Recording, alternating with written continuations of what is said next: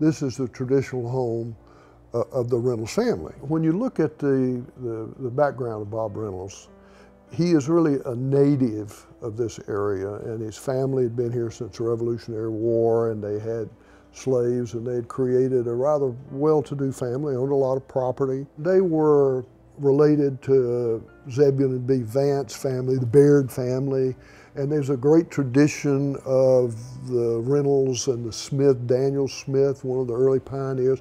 All of these people were crucial to the development of Asheville and Buncombe County. His uncle was a sheriff of Buncombe County, and Bob started out here and went to Weaver College, which is sort of a small prep school in Weaverville down the road from Reynolds Mansion. And then he went to UNC.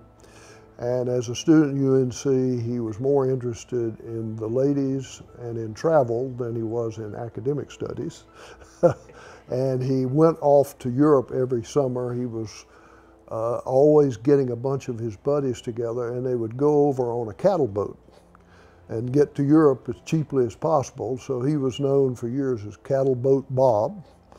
And he never graduated from UNC because he didn't pay enough attention to his studies. He came back to Asheville, read law with his brother Spears. Spears did the real legal work, and Bob sort of was hanging around and getting people to come into the office. He was the front man. Very, very charismatic guy, very outgoing, loved people, remembered names, hail fellow well met. Everybody knew him, everybody liked him.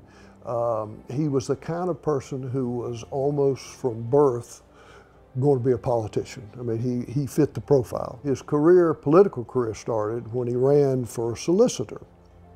And he would go in the backwoods, in the back roads of the mountains and try to get votes. And he would give little kids a piece of candy that said, "Ask your dad to vote for Bob Reynolds." And he was successful. He won. Then in 1926, he ran for the Senate, United States Senate, just as a lark, really, and did surprisingly well. I mean, nobody knew him.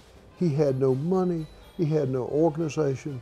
He had no base. So the fact that he got a lot of votes encouraged him. So in 1932, he decided to run for the Senate again. And he ran against a man named Cam Morrison. And Morrison's big mistake, it turned out, he married into the Duke family. So his wife had lots of money. With the Depression, Bob Reynolds quickly figured out that the way to get elected was to attack the banks, because they had caused the Depression, the large corporations, blame them for it. And he'd go around and say, you know, I'm your savior, I'm looking out for you, so if you get me in the United States Senate, we're going to change all this. But in 1932, it was pretty clear Prohibition had been a disaster. And so he took a big risk and said, we need to end Prohibition. And he got a lot of votes, because even if you were wet or dry, everybody recognized Prohibition didn't work. Those two things helped him defeat a man who was well known, former governor, had all the money he needed to run a campaign, and Reynolds just kind of laughed him out of the United States Senate and won with 65% of the vote. And so now our Bob goes to Washington and is an unusual political figure. He is the only Southerner who is an isolationist and who votes for all of Roosevelt's New Deal. Two projects that he should get a lot of credit for. One is the Blue Ridge Parkway, and he understood immediately, number one, jobs, and number two, that this would create a restricted road that would allow people from outside the state to see the beauty of the mountains he loves so much. And then the Great Smoky Mountain National Park. And he got both of those through Congress, and it had a huge impact on Buncombe County and Asheville since then. He was not a good senator because he traveled and he chased ladies. You know, he was married 5 times. That's a little bit difficult even in the South. You know, in those days, if you were married once and gotten divorced, it pretty much ended your political career, leave alone 5 times. But that was Bob. He got elected in 1938 for a second term, and at that point, he lost his bearings. He was not the kind of senator his second term that he should have been. He went to Germany in 38 and toured all through Germany and loved what the Germans were doing, because Hitler had the trains running on time, the Autobahn, people were working. And he comes back and he says, we need to leave these dictators alone. They're no problem for us. The creation of this image, people started referring to him as the Tar Heel Fuhrer, because he was making these comments and sort of explaining isolationists, but he was really stupid in defending these dictators. I mean, he had no idea what was going to happen in Europe. Everybody else did, but he didn't.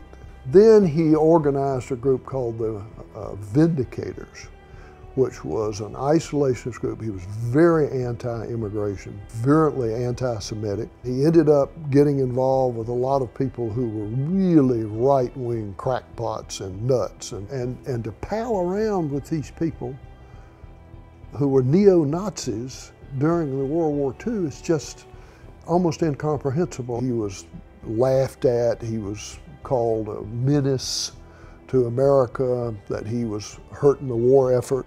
So in 1943, he realizes, as he comes back to the state, no chance of getting rid. So he didn't even run for re-election. His great achievement, we might argue, was his 5th wife, who was 19 when he was 58, Evelyn Washington McLean. Her mother was Evelyn Walsh McLean, who owned the Hope Diamond, Star of India, and money beyond comprehension. As he ends his political career, his social status increases. And one person had written a lovely line. It's come full circle. Bob Reynolds used to attack Cam Morrison for eating caviar.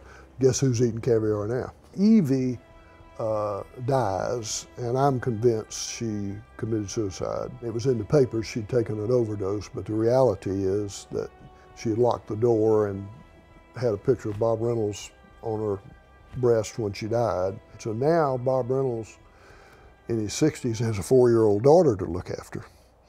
So he comes back to this house, to Reynolds Mansion. But his political career was over, but he couldn't quit. And so in 1950, he ran in the most bitter racist campaign in the history of the state against Frank Graham. He didn't really run. He went out and realized nobody paid any attention to him. He was ignored, but he wouldn't withdraw. He just wanted one more time to get out, and he liked to press the flesh and kiss babies, and I mean, that's who he was. And so once that happened, he really, for the next 13 years, I mean, he raised donkeys, he did all these strange things. I mean, he had nothing really to do. And I think he was pretty sad and kind of lost. And so he had this strange background that he was so unlike other North Carolina politicians, Southern politicians, and that's why I eventually wanted to study him. When Billy and Mike came in here, they've kept the history and they've learned the history and they know about it, and they convey it to people who come here, and it really has the feel of the house when it was at its peak.